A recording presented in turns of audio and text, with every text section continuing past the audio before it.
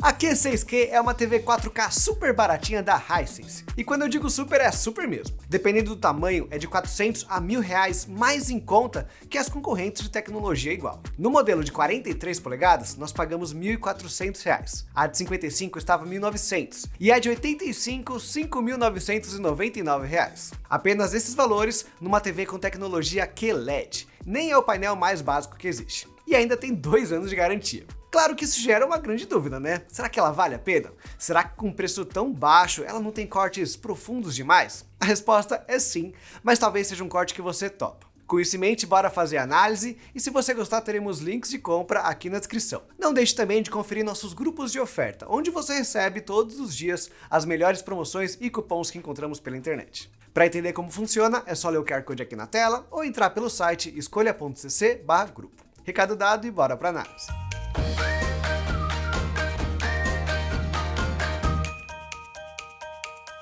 Para começar, olha, pelo menos não há cortes na parte externa da TV. Ela é bem parecida, na verdade, com outros modelos mais avançados até da Hisense e da Toshiba, que foi comprada há um tempo pela Hisense. É um corpo de plástico padrão, mas o design da traseira é comum sem apontar nenhuma limitação. Ela tem essas partes mais altas, onde ficam as entradas, um pouco distantes das laterais, que pode ser um incômodo para modelos maiores. São 3 HDMIs, todos compatíveis com o sinal máximo da TV de 4K a 60 Hz. O HDMI 3 também é compatível com o eARC para passagem de som até uma soundbar, por exemplo. E descendo você encontra 2 portas USB, antena, saída ótica e a de internet. E virada para trás, algo raro de encontrar em outras marcas, as portas AV. Para quem tem dispositivos mais antigos, a Hisense é uma das poucas que ainda dá suporte sem precisar de um adaptador. É o tipo de escolha que direciona a TV para um público específico, mas ainda assim não indica cortes reais. O controle, ele sim é mais básico, pelo menos visualmente. Ele é todo de plástico mais rígido que lembra modelos antigos, inclusive com numerais e vários botões para aplicativos. A Q6Q utiliza o sistema Vida, que é proprietário da Hisense, e no controle você vê 3 funcionalidades dele. O TV Channels, que seria os canais gratuitos que vem junto com a TV, e assim como a maioria dos outros, é praticamente uma interface própria dos canais da Pluto TV. Também existe o VOD, que é o Video On Demand, para uma seleção de conteúdos que você quiser assistir quando quiser, sem pagar nada. E por fim, o microfone, que abre o assistente de voz Vida ou então Alexa. Geralmente, os assistentes de voz das próprias marcas são melhores para você controlar a TV, aumentar o brilho, diminuir o volume ou então mudar para um aplicativo. Enquanto a Alexa é mais atrativa quando você tem outros produtos em casa conectados.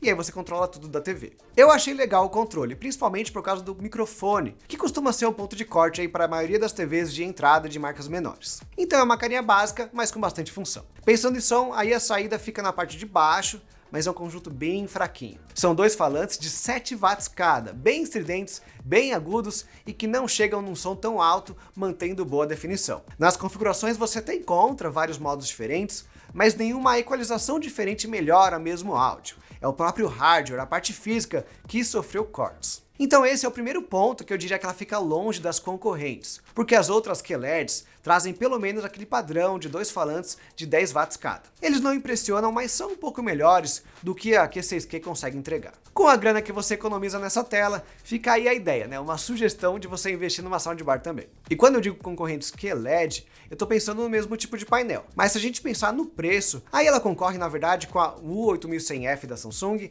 ou a UA75 da LG, que elas são aquele painel básico LCD, com um som mais fraquinho também, mas na questão de imagem elas vão ficar um pouco para trás. E entrando nessa parte, a gente também vê algumas limitações, tá bom? Primeiro que é uma TV QLED, que eu já falei algumas vezes. Ela tem os pontos quânticos, que para simplificar, é um filtro especial de cores que melhora os tons e deixa eles mais realistas. A gente consegue observar alguns dos benefícios das QLEDs nessa TV, mas não todos. Nos testes, na leitura do nosso colorímetro, a Q6Q tem cobertura de cores, ou seja, ela tem capacidade de exibir cores, cobrindo 80% do padrão utilizado pelos filmes, o DCI-P3. O contraste chega alto até 6.880 por 1, e o brilho alcança a intensidade de 280 nits. Mas ó, esse contraste e esse brilho são em configurações diferentes. Uma das questões da TV já é essa. Ela vem numa configuração de brilho menor, você pode aumentar ele, mas aí o preto começa a ficar muito prejudicado, eu não recomendo. Geralmente as marcas limitam aí esse aumento do brilho para que isso não aconteça. Para o melhor contraste, aí o brilho foi de 160 nits, que é bem mais baixo. Daí, comparando esse perfil com as suas principais concorrentes QLED, a Samsung, a LG e a TCL, a Q6Q tem um alcance mais baixo, porém o contraste e o nível de preto, quando você configura o brilho no nível mediano, ficam bons. Até mais altos que alguns modelos, tá, que batem de frente com ela. Vou deixar a comparação dos números das quatro, mas quem merece atenção são as cores mais baixas. Geralmente, QLEDs passam de 85%, enquanto que os LCDs básicos ficam em 76%. Então ela está no meio do caminho, o que mostra que é um painel QLED de menor qualidade, como a gente suspeitava. Mas olha, assistindo é uma imagem agradável, mas vai ficar para trás em gama de cores e também acurácia quando você coloca ao lado desses outros modelos. Outra questão é que apesar do alto contraste, a iluminação também aparenta ser de menor qualidade, pois os pretos ficam manchados, e não é pouca coisa, viu? Você bate o olho sem comparar, sem nada, e percebe já como as bordas têm uma espécie de vazamento, e no resto da imagem o preto não é sólido. Então assim, mesmo sem instrumentos, sem ter outras TVs perto, o que você percebe é um processamento de imagem mais simples e um corte na qualidade do painel.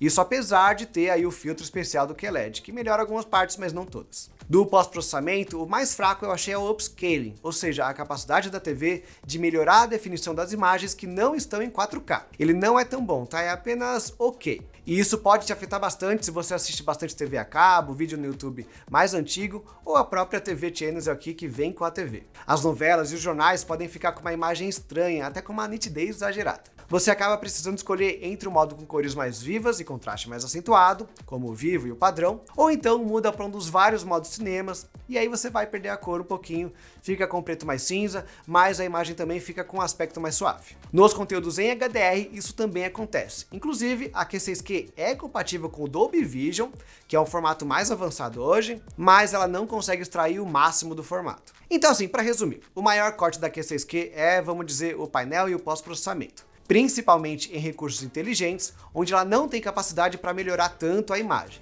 Somado ao som fraco, a experiência audiovisual não é tão próxima das outras TVs QLED, como a P7K e a QE-F1. Elas estão um pouco mais caras, mas oferecem mais. Mas para fechar, vamos falar do VIDAA, que é o sistema operacional da TV. Aqui a gente pode inverter o tom e voltar a elogiar a Q6Q, porque eu confesso, eu sempre fico com o pé para trás, com interfaces próprias aqui de marcas, sem tanta tradição. Mas o VIDAA ele veio muito bom. Primeiro, ele tem várias inspirações. A tela inicial ela é muito parecida com o WebOS da LG, com a mesma disposição de aplicativos, da parte de recomendados, junto de uma pegada mais minimalista. Mas aqui do lado, ele também tem algumas abas, que aí são parecidos com o que a Samsung traz. Tem a parte infantil e a parte de jogos, para você jogar na nuvem com alguns aplicativos, menos infelizmente o Xbox e o Nvidia, que são os mais populares. Você consegue contornar pelo navegador, mas não tem um aplicativo direto por enquanto no sistema. Daí na parte de aplicativos de streaming, que costuma ser um problema em sistemas menores, aí sim o VIDAA ele tem todos os populares. Netflix, Disney+,